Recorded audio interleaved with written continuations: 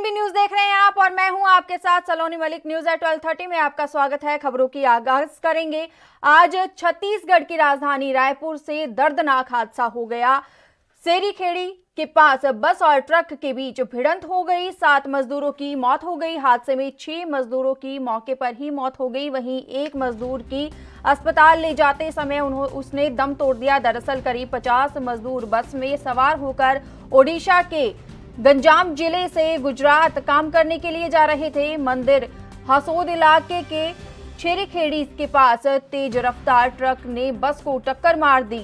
हादसे में 7 लोगों की मौत हो गई है, जबकि कई लोग घायल हो गए हैं। वहीं ओडिशा के सीएम नवीन पटनायक ने लोगों के परिजनों को 2-2 लाख रुपए मुआवजे देने का ऐलान किया है। ये हादसा आज सुबह 3:30 बजे के करीब हुआ, जब बस रायपुर में छेरीखेड़ी इलाके से गुजर रही थी। घायलों को अस्पताल में भर्ती कराया गया है। टक्कर लगने से बस के परखच्चे उड़ गए। मजदूरों के बीच अफरा तफरी मच गई।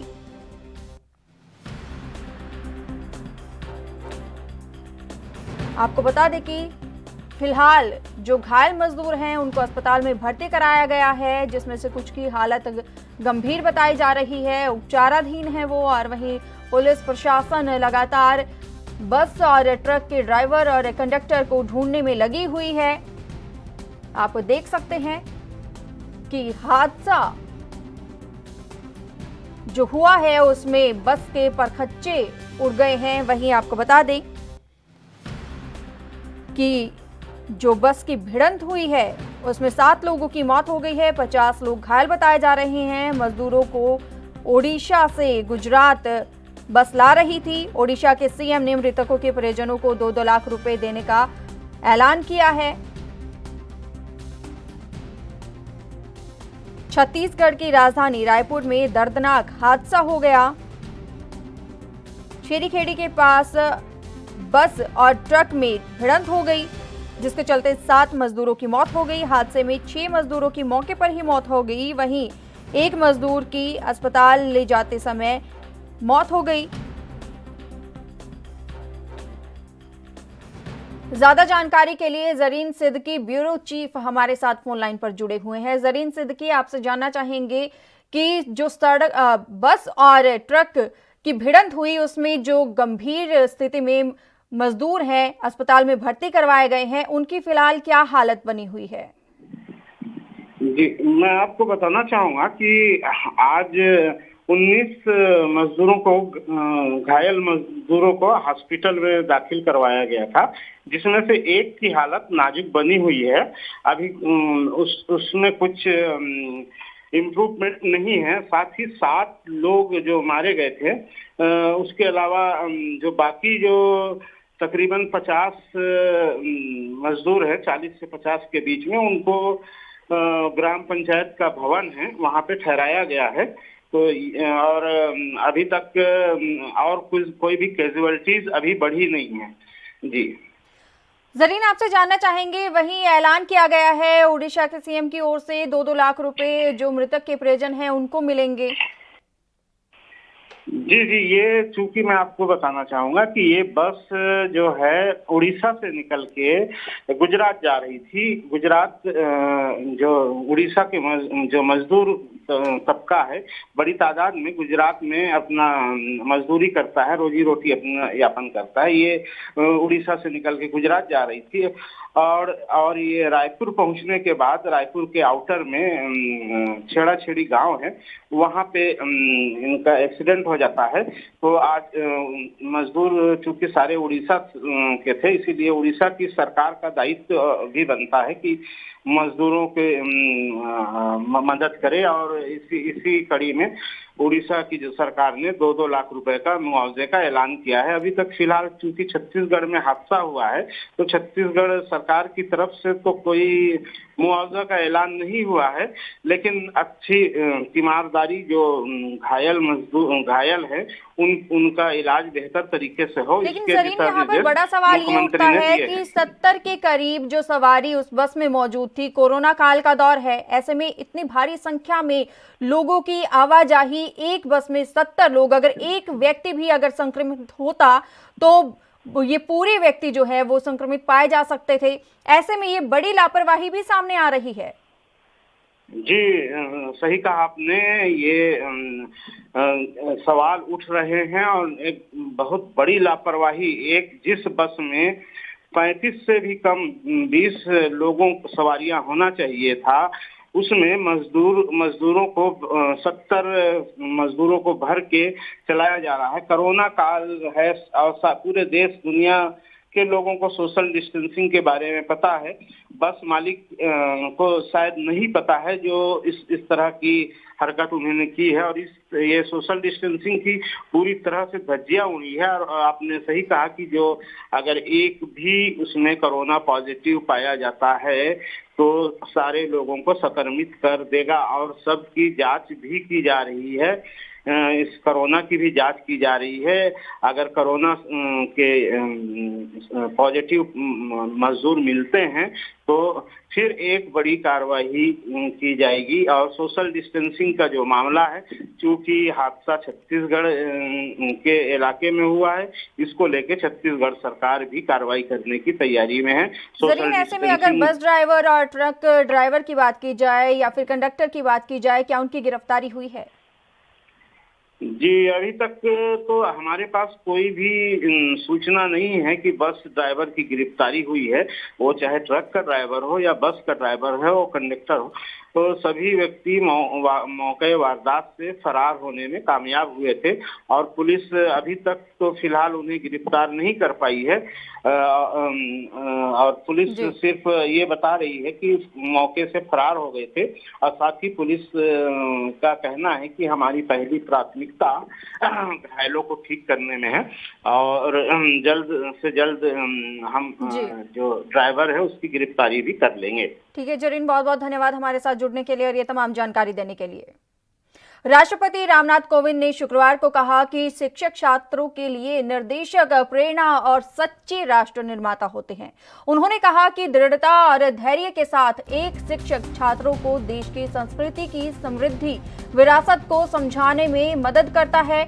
शिक्षक दिवस से पहले शुक्रवार की शाम को शिक्षकों के नाम संदेश दे रहे राष्ट्रपति ने सभी से अध्यापन के नए तरीके सीखने की अपील की है। उन्होंने कहा, बदलता समय अध्यापन के नए तरीके सिखाने की मांग करता है, जिससे हम अपनी नई पीढ़ी को सिखाने और विचरण करने और समाज में ज्यादा क्षमता के साथ योगदान करने में सक्षम बना पाएं। उन्होंने कहा कि मुझे आशा है कि हम लगातार हमारे मेधावी शिक्षकों की ओर से निर्देशित किए जाते रहेंगे और अपने महान देश का भविष्य निर्मित कर पाएंगे।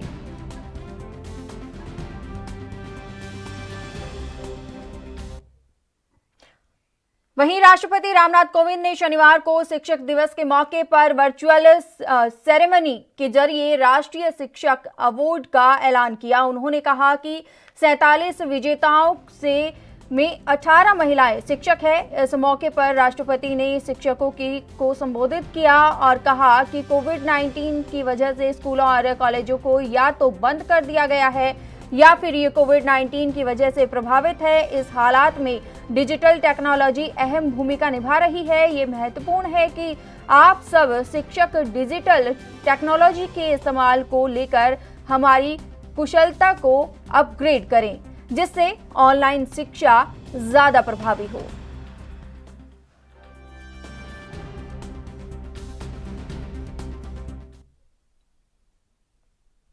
यहां रुकते हैं एक छोटे से ब्रेक के लिए, जल्द हाजिर होंगे।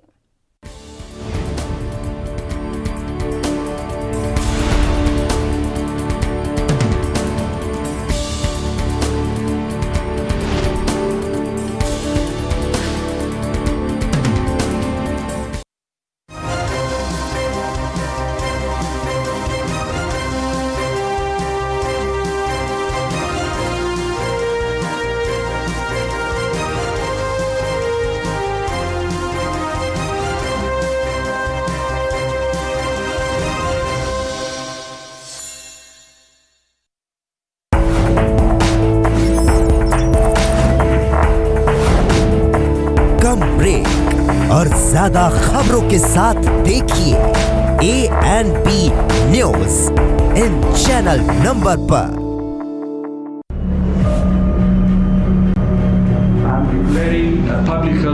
urgency of international concern over the global outbreak of novel coronavirus. Bharat की कोरोना वायरस से जंग।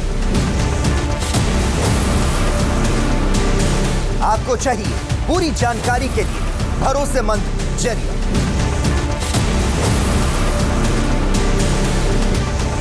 जानकारी जो अफवाहों पर ना हो। 24 घंटे 7 दिन लगातार सिर्फ ANB।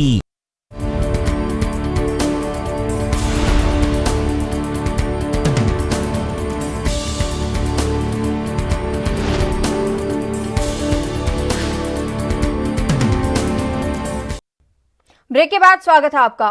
कांग्रेस नेता पीएल पुनिया ने भारत चीन विवाद पर कहा कि सीमा विवाद गहराता जा रहा है, सीमा की स्थिति गंभीर बनी हुई है, चीन पीछे हटने को तैयार नहीं हो रहा है। उन्होंने और क्या कुछ कहा, सुनाते हैं आपको। वो चीन मान नहीं रहा है और उसी की कवायद है और मैं समझता हूँ कि कल डिफेंस मिनिस्टर स्तर की जो बैठक हुई है उससे कुछ न कुछ रास्ता निकलेगा और जो युद्ध की स्थिति बनती जा रही है उससे रोका जा सकेगा, मेरा अनुमान है। और हमारे जहाँ तक तैयारी का सवाल है उसके बारे में आर्मी चीफ ने बहुत स्पष्ट रूप से कहा और हम सब लोगों को विश्वास भी है कि हमारी सेना दुनिया की। बिहार विधानसभा चुनाव 2020 से पहले मुख्यमंत्री नीतीश कुमार ने बड़ा ऐलान किया है। उन्होंने दलित वोटरों को लुभाने के लिए कई बड़े फैसले लिए हैं। उन्होंने मुख्य सचिव को निर्देश दिया है कि अनुसूचित जाति जनजाति परिवार के किसी सदस्य की हत्या होने पर पीड़ित परिवार के एक सदस्य को नौकरी देने के प्रावधान के लिए तुरंत नियम बनाएं। अनुसूचित जाति जनजाति की विभिन्न योजनाओं का लाभ जल्द दिलाने के लिए मुख्य सचिव अपने स्तर से इसकी समीक्षा करें। बता दें कि मुख्यमंत्री नीतीश कुमार की अध्यक्षता में शुक्रवार को अनुसूचित जाति और अनुसूचित जनजाति कल्याण अधिनियम 1995 के तहत गठित राज्य स्तरीय सतर्कता और मॉनिटरिंग समिति की बैठक हुई। मुख्यमंत्री ने इस बैठक में अधिकारियों को ये निर्देश दिया कि इस कानून के तहत लंबित कांडों का निष्पादन इस महीने की 20 तारीख तक पूरा करें। उन्होंने कहा कि अनुसंधान के काम को निर्धारित समय सीमा में पूरा करें। आपको बता दें कि बिहार विधानसभा चुनाव 2020 से पहले मुख्यमंत्री नीतीश कुमार ने बड़ा ऐलान किया है। उन्होंने दलित वोटरों को लुभाने के लिए कई बड़े फैसले लिए हैं। उन्होंने मुख्य सचिव को निर्देश दिया है कि अनुसूचित जाति जनजाति परिवार के किसी सदस्य की हत्या होने पर पीड़ित परिवार के एक सदस्य को नौकरी देने के प्रावधान को तुरंत नियम उसके लिए बनाए जाएं। अनुसूचित जाति जनजाति की विभिन्न योजनाओं का लाभ जल्द दिलाने के लिए मुख्य सचिव अपने स्तर से इसकी समीक्षा करें। बता दें कि मुख्यमंत्री नीतीश कुमार की अध्यक्षता में शुक्रवार को अनुसूचित जाति और अनुसूचित जनजाति कल्याण अधिनियम 1995 के तहत गठित राज्य स्तरीय सतर्कता और मॉनिटरिंग समिति की बैठक हुई। मुख्यमंत्री ने इस बैठक में अधिकारियों को ये निर्देश दिया है कि इस कानून के तहत लंबित कांडों का निष्पादन इस महीने की 20 तारीख को पूरा करें। उन्होंने कहा कि अनुसंधान के काम को निर्धारित समय सीमा में पूरा करें।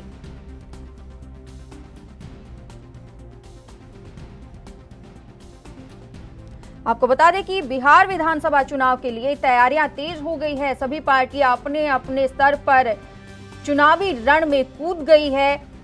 वोटरों को लुभाने की पूरी कोशिशें की जा रही है और इसी कोशिश में बिहार विधानसभा चुनाव 2020 से पहले मुख्यमंत्री नीतीश कुमार ने भी बड़ा ऐलान किया है। आपको बता दें कि उन्होंने दलित वोटरों को लुभाने के लिए कई बड़े फैसले लिए हैं। उन्होंने मुख्य सचिव को निर्देश दिया है कि अनुसूचित जाति जनजाति परिवार के किसी सदस्य की हत्या होने पर पीड़ित परिवार के एक सदस्य को नौकरी देने के प्रावधान के लिए तुरंत नियम बनाएं। अनुसूचित जाति जनजाति की विभिन्न योजनाओं का लाभ जल्द दिलाने के लिए मुख्य सचिव अपने स्तर से इसकी समीक्षा भी करें। बता दें कि मुख्यमंत्री नीतीश कुमार की अध्यक्षता में शुक्रवार को अनुसूचित जाति और जनजाति अनुसूचित कल्याण अधिनियम 1995 के तहत गठित राज्य स्तरीय सतर्कता और मॉनिटरिंग की समिति की बैठक हुई थी। ज्यादा जानकारी के लिए सुनील हिमाचली सहयोगी हमारे साथ जुड़ गए हैं। सुनील हिमाचली, आपसे जानना चाहेंगे, बिहार विधानसभा 2020 चुनाव के लिए चुनावी जो रण है वो तैयार हो गया है। ऐसे में वोटरों को लुभाने के लिए तमाम पार्टियां अपने अपने स्तर पर काम कर रही है और इसी कड़ी में अब सीएम नीतीश कुमार ने भी दलित वोटरों को लुभाने के लिए बड़ा ऐलान किया है। देखिए, जिस तरीके से बिहार के जो बड़े तेज तरार नेता हैं और इस वक्त पार्टी की तरफ से प्रमुख प्रवक्ता भी हैं, तो उन्होंने जिस तरीके से अब रैलियों का दौर शुरू किया है, वैसे तो हर एक रैली हर एक पार्टी के द्वारा की जा रही है, लेकिन बिहार विधानसभा चुनाव के लिए अब कुछ ही दिन बाकी हैं और चुनाव आयोग भी इसको लेकर सतर्क है, क्योंकि अब डोर टू डोर कैंपेन जो है वो हर एक पार्टी की तरफ से चलाई जा रही है, ताकि महामारी के बीच संक्रमितों की संख्या जो है वो बढ़ ना सके। और इसके लिए जो चुनाव आयोग की गाइडलाइंस है उसको लेके भी अपनी तरफ से हर एक पार्टी जो है उनको पूरी अहम तौर से निभाने और उन सारी गाइडलाइंस का पालन करने के लिए भी हर एक रूपरेखा को जो है वो मान रही है। लेकिन अब जिस तरीके से नीतीश कुमार ने बड़ा ऐलान किया है, उन्होंने दलित वोटरों को लुभाने के लिए कई बड़े फैसले किए हैं और जिस तरीके से वहां पर एक दलित वोट बैंक है उसको उन्होंने टारगेट करते हुए मुख्य सचिव को निर्देश दिए हैं कि अनुसूचित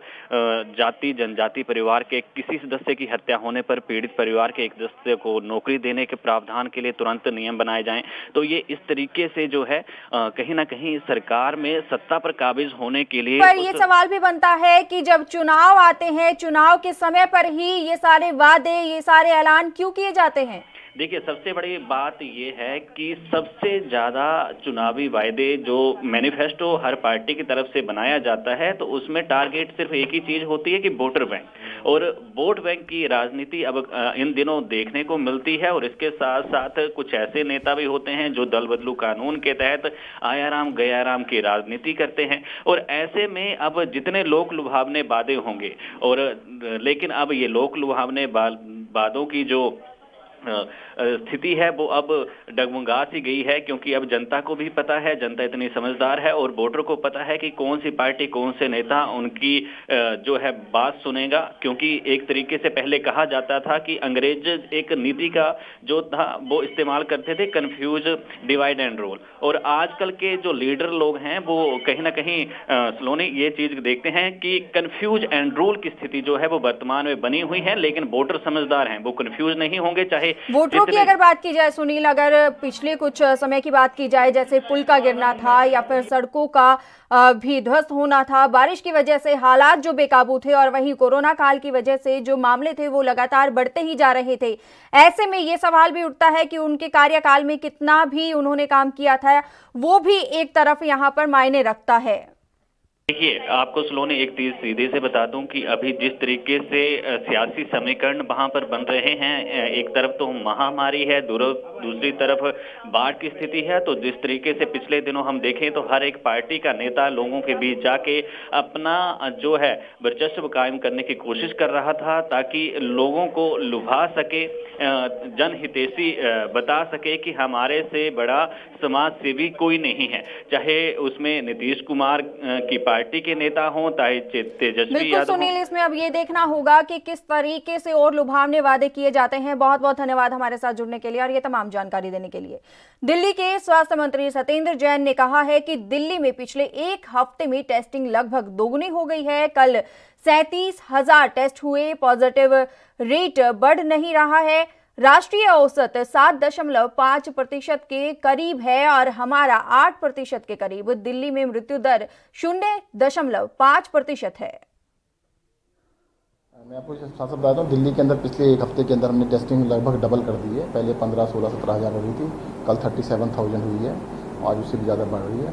तो टेस्टिंग डबल से ज़्यादा कर दी है। पॉजिटिविटी रेट हमारा बढ़ नहीं रहा है, जो नेशनल एवरेज है 7.5% के करीब है, तो हमारा भी 8% के आसपास है, नेशनल एवरेज के आसपास है।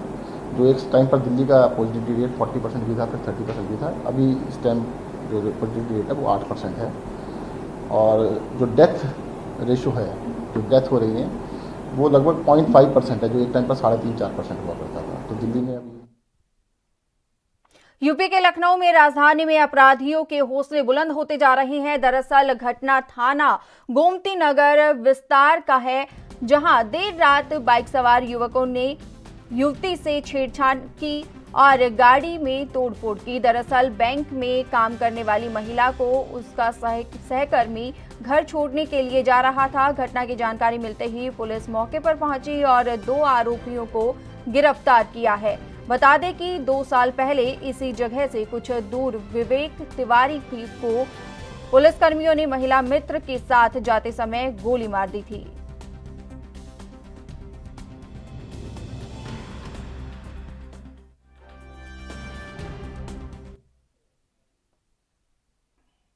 यूपी के अंबेडकर नगर में वृद्ध सासू मां को कलयुगी बहू ने दबंगों के साथ मिलकर पिटा और फिर जेवर छीनकर फरार हो गए। दरअसल मामला जनपद के थाना अलीगंज ग्राम हिभूरी दाऊदपुर का है। दरअसल घटना उस समय हुई जब वृद्ध महिला अपने घर खाना खा रही थी। तब उसके बहू ने अपने भाई और जीजा के साथ आई और अपनी सास के साथ मारपीट की, उसके साथ लूट की और फिर से मौके से तीनों फरार हो गए। वृद्ध महिला के पुत्र ने मामले की शिकायत की, वहीं पुलिस मामले की जांच में जुट गई है।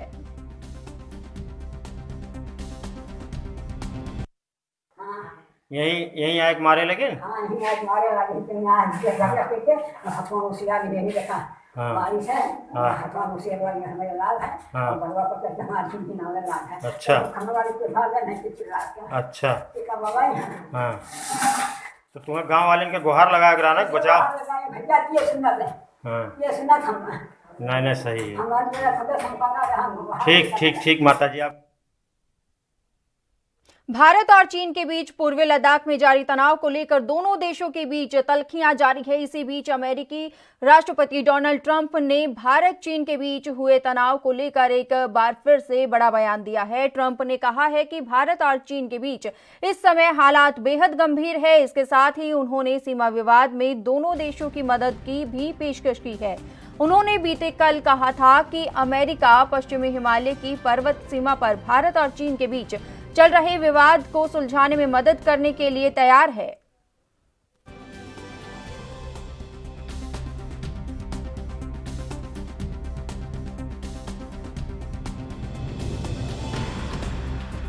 कि भारत और चीन के बीच पूर्वी लद्दाख में जारी तनाव को लेकर दोनों देशों के बीच तल्खियां जारी है। ऐसे में अमेरिकी राष्ट्रपति डोनाल्ड ट्रंप ने बयान दिया है।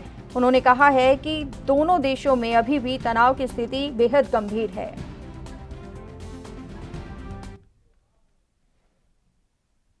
न्यूज़ 12:30 में मेरे साथ इतना ही। देश और दुनिया की तमाम खबरों के लिए बने रहिए ANV न्यूज़ के साथ। नमस्कार।